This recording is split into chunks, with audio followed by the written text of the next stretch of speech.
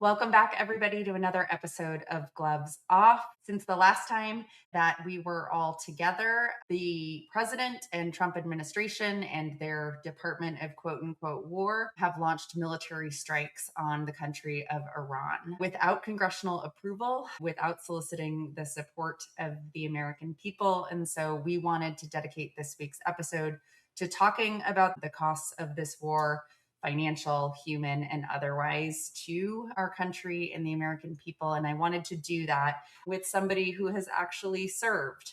And that is US Army veteran and Congressman Pat Ryan from the very swingy District 18 of New York. Congressman Ryan has served 2 combat tours in Iraq, has lost friends to war, and has been a major advocate in Congress for veterans' rights, as well as a number of other issues. Congressman, thank you so much for being with us on Gloves Off today.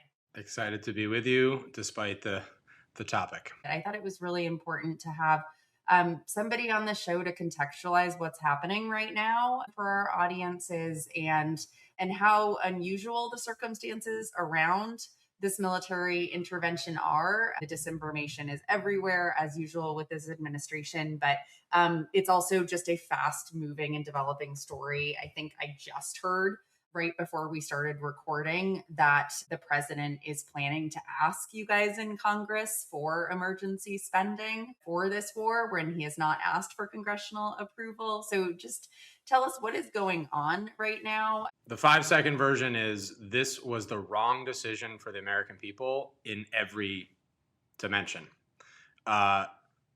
There's process concerns, which I'll talk about in a second, but there are major substantive concerns about whether this action actually makes the American people more safe, which is, of course, our most important job. And I don't say this lightly, and I don't say it to diminish the brave Americans that are risking their lives right now and those that have given their lives. I do not believe this operation makes the American people more safe. And I can break down why that is, but I think some of the coverage and discussion about war powers and should this have come to Congress are important and essential, but miss the larger point, which is this is an incredibly misguided decision. As you said, Tara, like there have been, I think, 7, 8, 9, 10 different explanations in a 24-hour, 48-hour period from the administration for why we did this, what the goals are.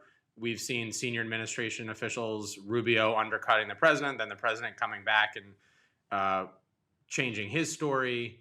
And so just to kind of break down the substantive concerns, with no illusions from anybody that Iran has blood on their hands, including American blood, including my friends on their hands. The question is, what do we do with that? What do we do to keep us safe and prevent more harm? There's a reason that prior administrations of both parties have wrestled with that and ultimately decided to try to put the nuclear program back in a box, while not ideal, is a better option than trying to take on a very capable, frankly, military and a government that has a complete chokehold and stranglehold over their population and any dissidents. And it's a huge and incredibly complex country. So taking this on and thinking that regime change, which is, of course, what the president said in that 3 a.m. video that first night is the goal, is just outrageous. I mean, the idea that militarily an air war alone would lead to regime change in a country like Iran doesn't line up with any history, including our recent history in Iraq and Afghanistan, which I certainly know firsthand, and the country knows firsthand. So if that was the goal, doesn't make sense. If the goal was the nuclear program, well, what happened to the fact that in June, the president said multiple times that it was completely obliterated, undercutting that argument? We've, of course, heard discussion about protecting allies and protecting Israel, which I do not think is at all a good reason to go to war and risk American lives. And so I don't see how this makes us safer. And I actually think it makes us less safe in that it, of course, puts our soldiers at risk, but it also creates this escalatory situation in the whole region where we're now seeing surrounding Gulf Arab states potentially pulled in. We're seeing us leaving tens of thousands of Americans stranded with no way out of the region and very afraid. We're getting calls into my office from constituents. So on that substantive front, I think major problems, and so far, huge downside with little upside. On the process side of it, it's such a blatant disregard for the Constitution and therefore to the people. I mean, it's so disrespectful of the American people to not, especially when you had an almost 2-hour record-setting length State of the Union, to insult them and not even make your case then when he clearly knew that this was in the works. And there's a reason, and then I'll stop with my opening rant. It gets me just fired up. This whole thing is that the founders were wise. I mean, they trusted the American people's gut instinct that we don't want foreign entanglements. We don't want unnecessary wars. Of course, we need to keep us safe, but that the bar is very high for that. And so they vested that power in Article 1 in the Congress as the representatives of the people. So I really think it's a slap in the face to every American that Trump just didn't think he needed to consult with them on something like this, and especially, in my opinion, to the families of those 6 fallen heroes who trusted that the government would do right by them and only send them to war if absolutely needed and protect them and keep them safe, which they didn't do in their force posture in that tactical operations center they're in. So I know that was a long opening kind of frame, and happy to go deeper on any of that, but wrong on process, wrong on substance. No, it's it's incredibly important and helpful context. And I think this question of the process is an important one because it really does hit at the crux of democracy, right? This is what a democracy is meant to be: is that it is government by the people for the people. And we know that this president and this administration have complete utter disregard for the American people when you touch on any issue or any decision or agenda priority of this administration.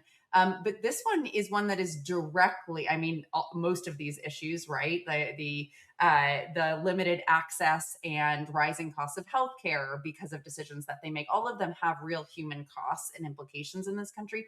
This one is, we're literally putting our servicemen and women on the line, right? This is about their lives. You mentioned already 6 American service members have lost their lives to this war that nobody knew was happening over a week ago in this country, right? And so the anxiety it must create, and fear and trauma across military families across this whole country right now who didn't even have any time to prepare or process what this could mean for their family, never mind determine if they were supportive of the rationale or the reasoning for this war. That's what I keep thinking about, is this human cost of this is now our men and women are going to go into a war that we're learning about retroactively, essentially. And I mean, the president, not that he ever has respect for his office or the American people, but he didn't even do a formal White House press conference to announce this. It was a pre-recorded video in a baseball cap from Mar-a-Lago where he was holding a party and a fundraiser. I also just learned a little while ago that Pete Hegseth, the secretary of, again, quote unquote, war, because I can't say it with a straight face, is going to Iowa for a political fundraiser next week while he is sending our service members into a war zone. So it's like very hard to comprehend on top of everything else. I guess it shouldn't be, but it just feels like this could hit really differently. Because I cannot imagine that the American people would be supportive of this intervention or another intervention of this kind in the Middle East. And so I do want to talk about this. I mean, you served 2 combat tours in Iraq. Our country knows well, maybe the youngest generations are not as familiar, but about the long, horrible slog and impact of the wars in Iraq and Afghanistan on our economy, on loss of life, on just wasted resources that could have been put into our own country, to the point where a huge campaign promise of this president was that he was not going to start any other wars. And once again, he has been proven a hypocrite on pretty much every single campaign promise that he's made. And to add this on top of the hypocrisy on releasing all of the Epstein files and not being personally implicated, it feels like this could be a really, I hate to make it political, but an incredible, powerful wedge right now for folks that actually voted him into office, who believed him and took him at his word when he said he was not going to be an interventionist president. He was not going to start other wars, and was blaming Obama and others for these reckless wars. How do you think that that is playing? Yeah, I mean, it's a straight up betrayal. I think it's just a straight up betrayal of certainly people who voted for him on that promise, but of really all Americans. I mean, you talked about my district as swingy or purple, it's a very mixed, district. We got all of the greatness of America in the district politically and otherwise. And like, if there's one thing people in my district agree on, or two, it's we want to focus on lowering costs, housing, healthcare, groceries, utilities, and we don't want to start wars, particularly open-ended, ill-defined regime change wars in the Middle East. Like, that's a 90+% sentiment from my constituents and the American people, and he just has fundamentally betrayed the American people on both of those, and that is absolutely being noticed. Venezuela was another example of that. Obviously, so many of his other actions are along those lines. And I think the ICE overreach and the murders of 2 American citizens by federal agents on our streets, like all of this is compounding, and there will be political consequences. But it's deeper than that. I mean, people just feel betrayed, and the fact that, just to go back to what you said prior, leading up to that final question, like, you've got a 5-time draft dodger who's called people who sign up for the military suckers, who's called soldiers who died in combat losers, who's called John McCain, a multi-year heroic prisoner of war, a loser for getting shot down and captured. You've got that guy at his fancy gold-plated club in the middle of a party popping out to send the core of America, like kids from my district, kids from the heartland, kids from cities, kids from farms that believe in the country, that trust that the government is going to do right by them if they raise their hand and say, I'll go where you send me. That's like that sacred trust that I felt, and I felt betrayed by the Bush administration. So that is happening again. And like, as someone who loves our country so much, to see us repeat that again, it's infuriating. It like the full range of emotions, I think, for me and my fellow post 9/11 veterans who are in a position to try to speak out on this, to stop this, to not let us sleepwalk into another forever war in the Middle East. This might be a little bit of a dicey question. I'm trying to think about how to ask it, because you and I had a conversation a while back after a few of your colleagues came out with a video.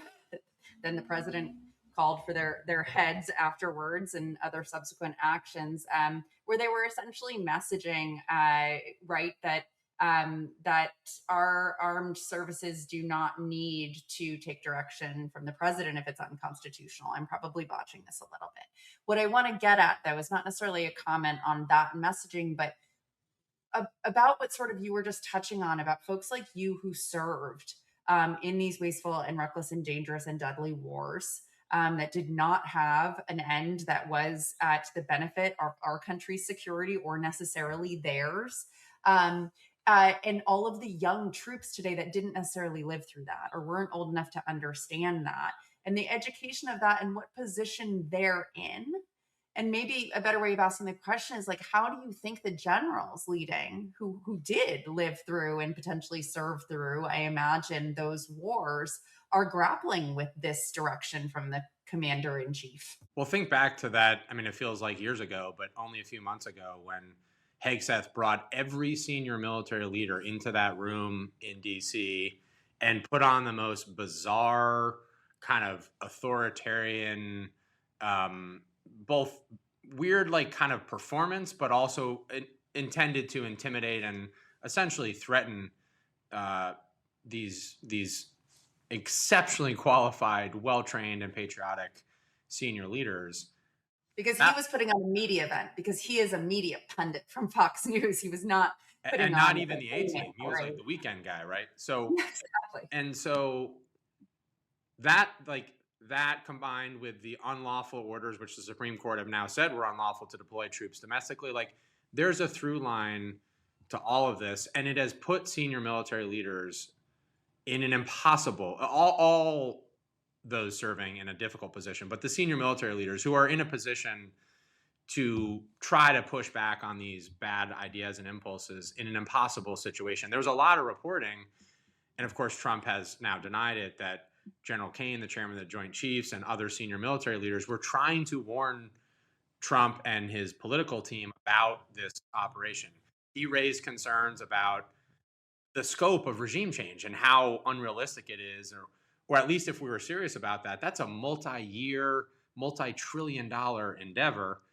He raised concerns about how quickly we might spend down munitions, but especially these air defense and interceptors, which we're already now seeing play out, which puts both troops in the region at risk. And also, if I'm Xi in China or Putin in Russia, and seeing us deplete those very precious and expensive resources in the Middle East, that's sort of their authoritarian dream. And so all these warnings were presented, and who knows what goes on in the brain of this absolute lunatic who I think is really grasping to exert his strength overseas because he's failing here domestically. But none of that got through, and he ultimately decided to do this. And now they're trying to retrospectively change the justification. And so, to the heart of your question, I just think it's such a gross violation of the trust of those kids. I still remember like writing the letter to my parents before my first deployment that if God forbid I didn't come home, this was the letter that they would get. And I don't remember exactly what I said, but essentially, I'm proud to be doing this. I think it's right. And I'm proud of my fellow soldiers. And I'm sure these folks we lost wrote a similar letter. And I just don't think the president and this administration are living up to their end of that bargain. That trust has been broken. But I want to be clear: that's not about those serving at all. And I, in fact, think what we owe, those of us that fought in Iraq and Afghanistan, owe speaking out now to this next generation so they don't end up in another regime change war in the Middle East. Right, but this sort of also connects back to the obstruction of the process, right? Is that folks go into our armed services as you did, knowing that they are signing up to trust the commander in chief and to trust the joint forces and to trust the generals that they are going to abide by the Constitution, right? That is what they are swearing an oath to. And so when there is a betrayal of that, is it even realistic to think that there could be protest in the ranks over time if this escalates? I mean, we haven't seen something like that since Vietnam, but I'm curious, like, if they continue to just operate independently, but with our armed services, what are some of the sort of ways that can impact that? Does it all have to happen behind closed doors in terms of pressure play and negotiations? Like, I just have a feeling this is what is on a lot of folks' mind and questioning as everything seems to be escalating in a lawless way from this administration. Are there any checks and balances that can be pursued when they're just absolutely going against the Constitution? There are, and like both sort of conventional, traditional tools that we have in the Congress, and then there's also the power of the people, as we've seen over the last year. The biggest wins we've had have been when we've mobilized the country and said, this is not who we are as a country. We don't have federal agents murdering Americans in our streets, and we're not going to stand for it. Or we are not going to allow the president to deploy troops to LA and Portland and Chicago. And in fact, the Supreme Court agreed with the people and overturned that. So we have a lot of power here. It's a hard fight, and he's going to dig in. But on the official and sort of formal power side, this war powers resolution vote that's coming up tomorrow here in the House on Thursday is absolutely critical, because it is a first check on this overreach. And to be fair, presidents of both parties, since the War Powers Act was passed in 1973, have never really agreed with it. They've never been willing to cede what is, to me, very clear in the Constitution, which is that it is the Congress that has the authority. It's very clear in Section 2C of that law, which the Congress passed and Nixon vetoed, and the Congress overrode him on that year, that the Congress has the authority. So we have to reassert that. That is necessary but not sufficient. There's also, you alluded to this, likely to be some request or proposal from the administration for additional funding of some kind in what they would call a supplemental bill to fund this war. Many of the leaders won't even say it's a war. This is absolutely, without a doubt, a war. The war they started with no permission from the Congress. They're going to come ask us for tens of billions or whatever the amount of dollars of additional funding to fight it. That is a major leverage point that we cannot abide by, in my opinion. And so there are several of those points that will come up, in addition to the oversight that, tomorrow there will be a major oversight hearing in the House Armed Services Committee where we'll be grilling senior Pentagon leaders on this.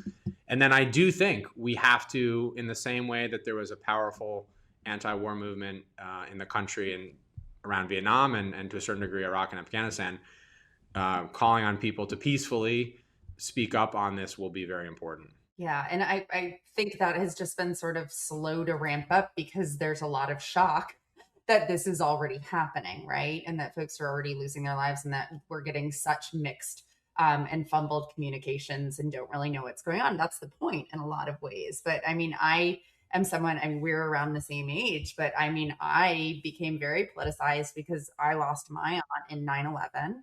And she was murdered. She was in the South Tower. And it changed my entire life in a lot of different ways. But one of them was that I was paying really close attention to try to understand as a 15-year-old how this occurred, why they could hate our country so much, all of these things. And the thing that stuck with me so much that shaped my entire career trajectory was the mushroom cloud. Was the administration using blatant, we didn't even call it disinformation at the time, but blatant lies to start a war that had absolutely nothing to do with the perpetrators of the attacks. And that coming together for me was so disorienting and so enraging. And the first protest I ever attended was against the Iraq War.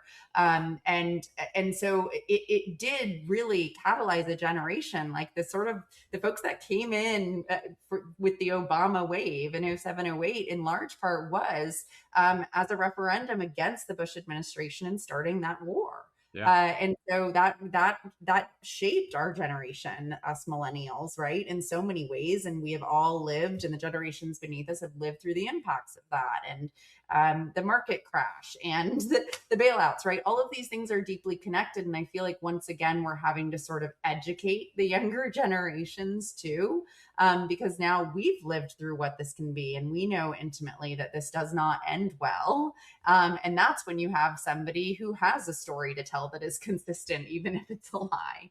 And so it feels incredibly chaotic on top of all of the other chaos. And I do think that that's just an important point that's missing right now, is that we need some dust to settle to organize. Because it's really hard to with all of the competing things to organize, right? We have American citizens being killed while exercising their constitutional rights to speech and peaceful protest here in the country, and now, of course, we're sending our service members potentially overseas. So it's just like it's a lot. Yeah. And I feel like it's hard for folks to zero in on it, but maybe this can be a catalyzing moment for that. To the point about the vote tomorrow, is it going to be a bipartisan rejection of spending, or are most of the Republicans going to fall in line with this administration as they have on practically everything else? Do you have a sense? So tomorrow's vote is not on funding specifically. We expect that could come even in a matter of days, at least be introduced. Tomorrow's vote is specifically about what's called the War Powers Resolution, which essentially says we, the Congress, and it's a bipartisan resolution introduced by Ro Khanna from California and Thomas Massie from Kentucky. And it essentially... Our bipartisan dream team lately. Yeah, we take the allies where we can get them. It reasserts that we, the Congress, per Article 1 of the Constitution, have this authority, and in exercising that authority, are telling the administration this war is not authorized. And if you do want that authority, you have to come to us and make the case, which is, again, how the founders and framers intended it, and what the Trump administration chose for months. This has been in the works for months, what they chose not to do. So um, initially, there were some Republicans who said they were going to vote for this. I think they're all being intimidated, and probably God knows what else threatened, and whatever else the Trump administration does behind the scenes. So I'm going to work to the last second, especially with fellow veterans, post 9/11 veterans, to try to push them. But I think we might be frustratingly close to passing it, but not get over the line, which is why then a funding piece becomes even more important. And I just wanted to say, on your point on young people, I respectfully slightly disagree. I have found with young people that have been working on my campaigns, work on my team here in DC, like, I actually think the generation of sort of after, I'm an elder millennial, get it more than us. Like, because I came of age at the time where, like, I decided to go to West Point in 1999 when the world was a very different place. I was a sophomore on September 11th as a cadet, and one of the planes literally flew right over the academy, and that obviously changed my trajectory, changed our country's trajectory. But if you, like, I remember the world when sort of post Cold War, and we thought everything was going to be okay, and the world was going to be safe, and democracy had won, and freedom had won. And I think, unfortunately, these younger generations, including now my young boys that are 4 and 6, are seeing our longest wars in history, as you said, the financial collapse, choosing to bail out the rich instead of bail out the American people. All that the Trump administration has done, both material and dividing us. So I actually think they get it even more so, but I'd also think they're cynical about, rightly so, either party's willingness to confront that. So That's what I was going to say. I'm really worried about the cynicism of it being normalized, right? Where it's yeah, like we had a lot of fight in us because it was like, this doesn't have to be this way. And now the instability it feels permanent. but that's, and we've talked about this a little bit, like, that's where leaders in both parties, I would like, but certainly the Democratic Party, have to meet that moment and channel that and actually lead on that, instead of kind of triangulating and sitting back and, well, maybe if we do this, it could this and that. Like, no, lead, speak with conviction, say what's wrong, say what's right. This is where we want to take the country. That's, if we do that, and when I've done that in campaigns at the sort of local level, like, that's how you build a coalition. That's how you generate energy and excitement, and that is well within our power to do. And frankly, they're screwing up and overreaching so badly that it is both necessary to do for our country, but also presents a real opportunity to put a dagger in the heart of the MAGA coalition politically. That's right. And that's what leadership is. It's right. It's being able to look Americans in the eye, especially if you're going to send them into war or you're going to send their children into war, and be able to have those conversations and be able to justify those decisions. And so I do have a personal question for you on this, Congressman, because I have seen that you're such a steady guy until you read your I My would what? say My what? your Twitter. Oh, It's hard to call it X, but I feel like where I let out my frustration sometimes. some of the most impassioned rants from you are when you call out your colleagues, because like I see the anger in it, because we have a bunch of these cowards, right, and draft dodgers who are like, puffing out their chests and talking about the valor of war and all of this to justify this, when most of them have never served a day in their life, nor would. And I've seen this in some of your Twitter rants, and I've really appreciated it. But like, it's got to be incredibly infuriating to be someone who has served, who has lost friends and colleagues to service of this country. The greatest sacrifice that you can make, to see these folks that are making these decisions to essentially, it feels like in a theatrical way, to appear strong, and not be at all. Yeah, I mean, the cast of characters doing that grows every day in MAGA world, but like the president himself, who again, we should say this every single day, chose not one, not two, not three, not four, but 5 times when his country called him to serve, chose not to serve. Who none of his kids or family have served. Um, and he is the king of talk tough, but not willing to back it up, and leaving people hanging out to dry.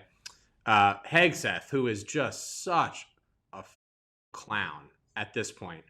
Everybody I know in and around the military, he is a literal laughing stock. I mean, the guy's like making weird promo weightlifting videos, and as you said, promoting going to campaign for Republican House members when we're at war and losing. I mean, today or tomorrow, some number of flag draped coffins will come back through Dover and be delivered to their family.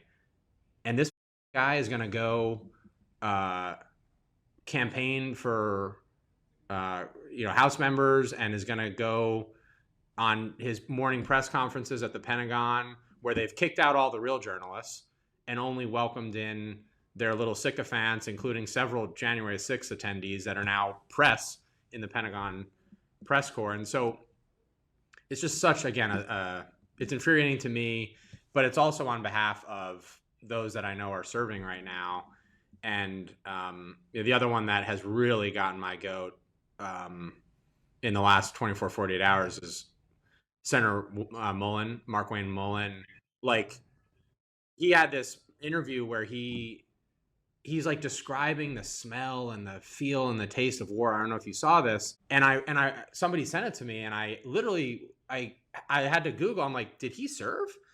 And turns out, not only did he never see combat, the guy never served in military service whatsoever.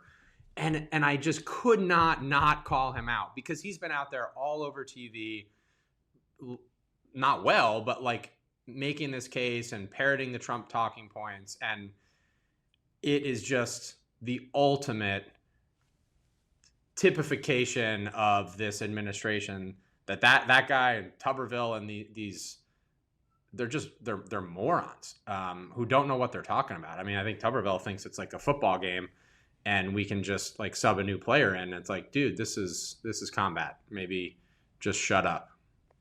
Right. Like, they've all played too many video games. They don't realize that this is real people's lives. Well, and I think this was very telling in the Venezuela strike, which again was only a little less than 2 months ago, by the way. In that first press conference, Trump actually described it, watching it, as if he was watching a video game. And it's like, I think that is his conception of what this is. And I think something I just saw that I think is very important for people to understand.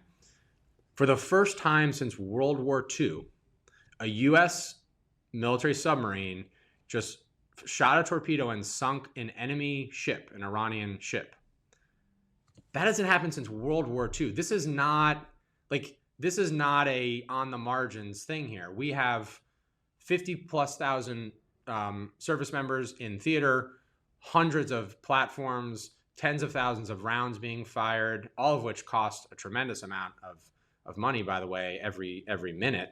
But that really hit me as like, this is, I mean, God forbid that, this, as if this escalates, which I pray it doesn't, and why we have to push on this resolution, it could really, really escalate quickly. And with very, very little, if any, checks and balances for it. I do really want to ask you about other topics. I have one more question though related to Iran, and it's really, it's about our standing in the world, right? We are no longer, in my opinion, please correct me if I'm wrong, but the most powerful country in the world.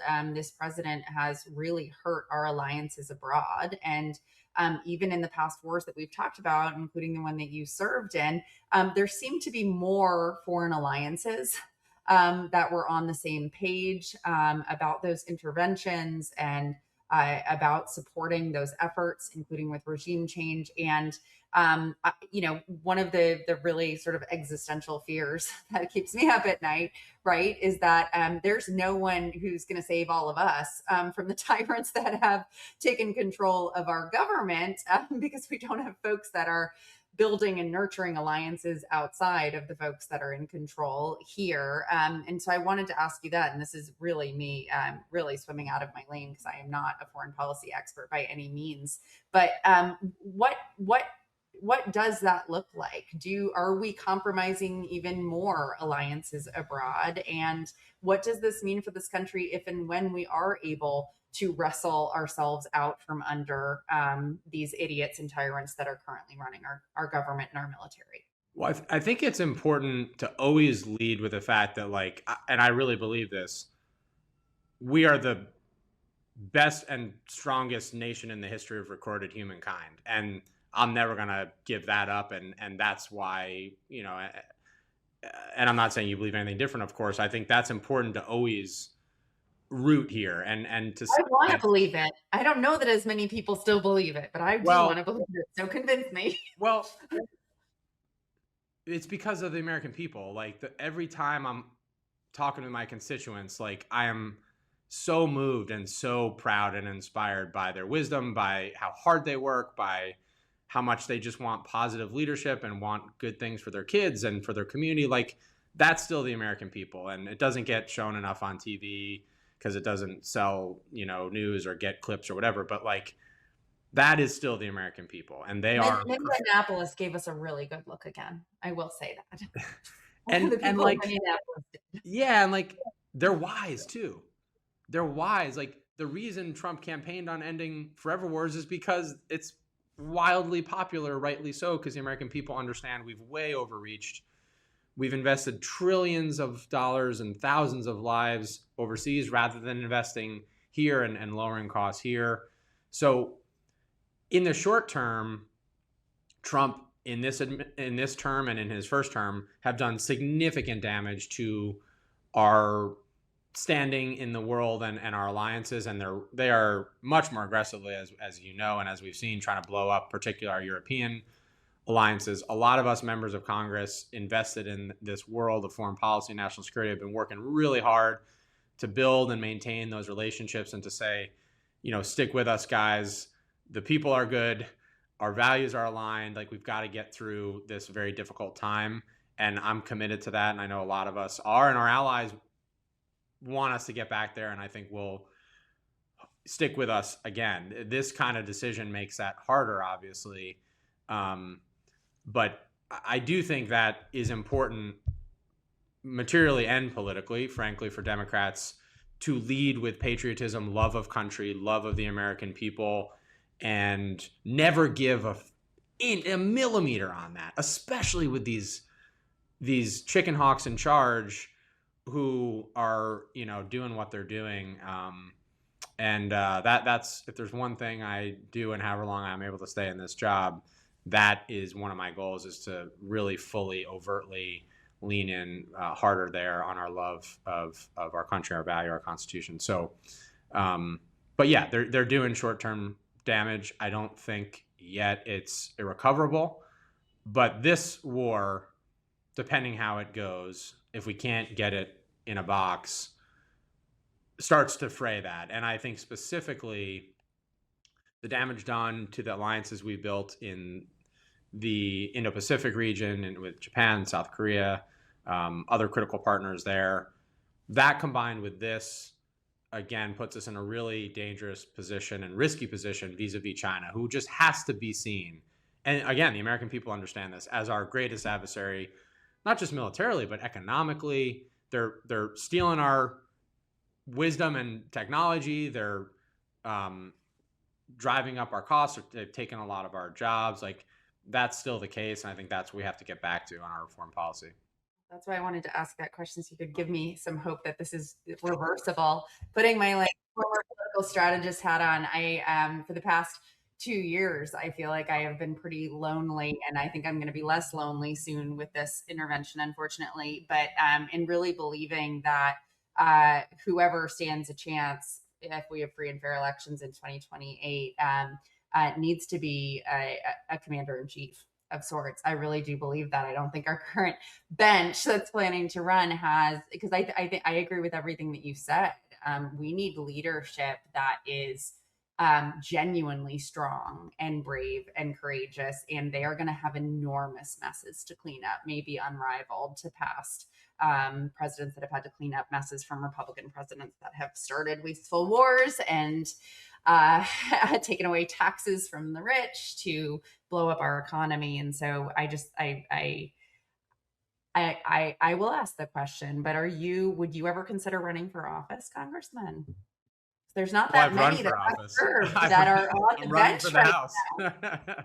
My wife, still has feelings about me running for office at all, but now. Her opinion matters more than anyone's. Most that is 1000% the case, and I want that to be noted for the record. All right, I'll take it up with Explicitly. her. No, there's a lot of work to do here, and definitely not looking at anything crazy like that. But you agree with my sentiment. It would be really good with somebody who had experience. I think we have a great set of rising leaders and colleagues, a lot of whom I know well, and some I've served with in the House. Like I'm very optimistic about our bench, and which is very quickly getting taken off the bench and put into the field here. And I hear that from people all the time. Like, hey, I just heard this new person or new to them, and they were great, and they were clear-eyed and but still ultimately optimistic about the country, and I think that's always been the winning combination. And again, the villain of the story is about as villainous as you can get in this administration.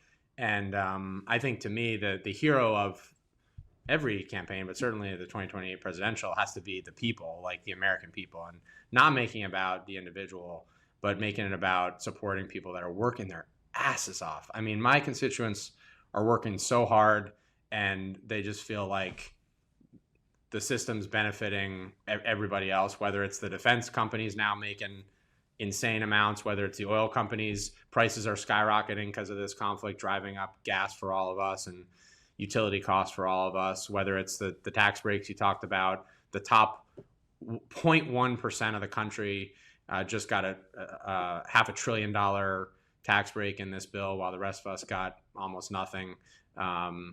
So people see that. They're smart. They do. The American people are on, but it's all on the surface now. So before I let you go, I do want to ask you about one other topic, and I was so happy to see you speak out and be a champion on this. So a story that we have been covering for a while across our network at Courier, and especially our local newsrooms, has been the surfacing of these ICE detention centers all over the country. I prefer to call them concentration camps because that's what they are: death camps, concentration camps. I think we're being too kind in calling them detention centers because we have no idea actually about the atrocities that are happening inside of them, since they're not letting folks like you in often. But I saw that you had one that was coming into your district. So would love to hear you speak about that, because I've been seeing it galvanize communities. Yeah. We were seeing this actually before the ICE detention centers with the data centers. And I think these are so powerful because they are physical. They are physical presences and embodiments of the cruelty of this administration and the corruption on the data center side in certain ways, but especially with the concentration camps, it gives folks something very physical to mobilize against when people are feeling so hopeless. And I think that's powerful because we've seen some wins of them stopping them. So would love to hear about what happened in your district.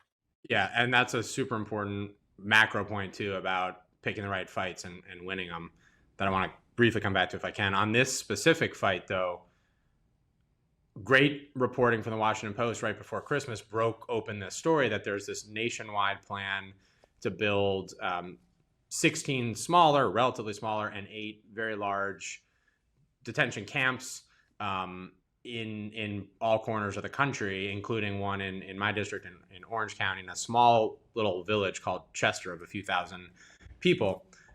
When we heard about this, we immediately started ringing the alarm bell, 5-alarm fire, mobilizing everybody, but very deliberately organizing this in a way that was not overtly partisan, not overtly political, really rooted, to your point, in like, this is our community, and there are major sort of substantive concerns about safety and water and infrastructure, and then there are deep moral concerns that there's no freaking way we're going to let something like this happen in our community, in our backyard.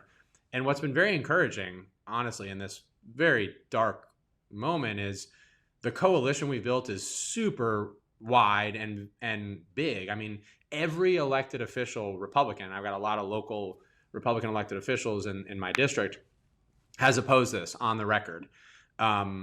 We've had almost 30,000 people now sign a petition that I started. And by the way, the village is like a few thousand people that this is happening in.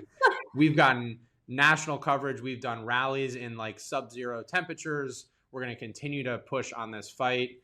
And it has been a way, and I think we are going to stop it. We haven't gotten a firm no yet from the administration, but I think we're building that case.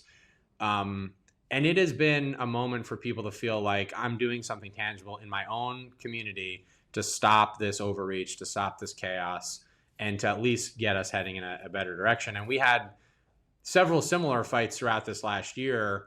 They closed 20 VA beds at my VA actually hospital, and we fought and we got them reopened.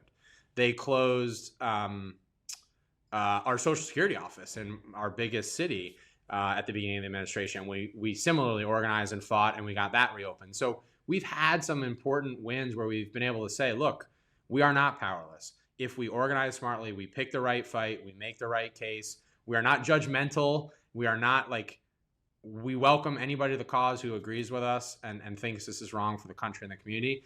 That's been an encouraging silver lining and bright spot. And I think that gives us momentum to go forward here into the midterms politically as well. That's exactly right, because the wins are so much bigger than just the direct impacts, which are huge. I say all the time in this fight, because it is a marathon, it is a slog. Every single one of these wins builds on others and gives people more momentum to keep fighting. So the last question I ask everybody on the show, Congressman, is where do you source your courage from? My courage? Mm-hmm. Oh, it's a good. I wasn't ready for that one. I You don't watch the show, Congressman. That's what I just learned. Not at least fully through. I have watched them. I'm kidding. I mostly watch a ton of Bluey right now in my house, is really what I watch in my spare time, which is a great show. But my hero that I think a lot about was my grandpa, who was a World War II veteran. After Pearl Harbor, lied about his age when he was 17 so he could go proactively enlist, and ended up his ship sunk by a kamikaze pilot in the Pacific, clung to wreckage, earned the Purple Heart, came home, barely ever talked about his service, very proud guy, or, a very humble guy, and then served in local government in my community like forever. It was just a civic, just like a model American, What was your grandpa's name? Jack Porsche, John Porsche. My second son's middle name is John in his memory. So yeah, him, and then definitely my kids. I mean, like, they, as all parents, get, like, they keep it all in perspective, keep me both young and exhausted. And when I think about, I mean, I want them, when they are at the age of 17 and 18, if they choose, I want them to think of service, whether military or other service to the nation. And I want to feel as a parent that if they do that, that I feel like they're in good hands, that our government will only put their lives, in jeopardy if we absolutely have to, and it makes the American people safer. And that's a heavy thing to wrestle with, but that would be a hard call right now, I think. And that breaks my heart to say that. So we've got that. That's like the driving force, certainly, for me. Absolutely. Well, I'm grateful to your grandpa for serving as a model, and really grateful to you for your service and your leadership. So thank you. Thanks for the gloves off fight that you bring, Congressman. We'll be watching, and hope to bring you back on soon. Thank you. Thanks for everything you're doing. These conversations and the courage of these leaders are only as contagious as the audiences we reach. So, if you felt inspired by this conversation and episode, please consider sharing it on your own social platforms and with your friends and networks. If you don't already, please follow Courier Newsroom wherever you follow news and information: Facebook, Instagram, TikTok, and hit that subscribe button on YouTube so you can be the first to know when our next conversation drops. So excited to be in this fight with all of you. And until next time, please take care of yourselves. We need you.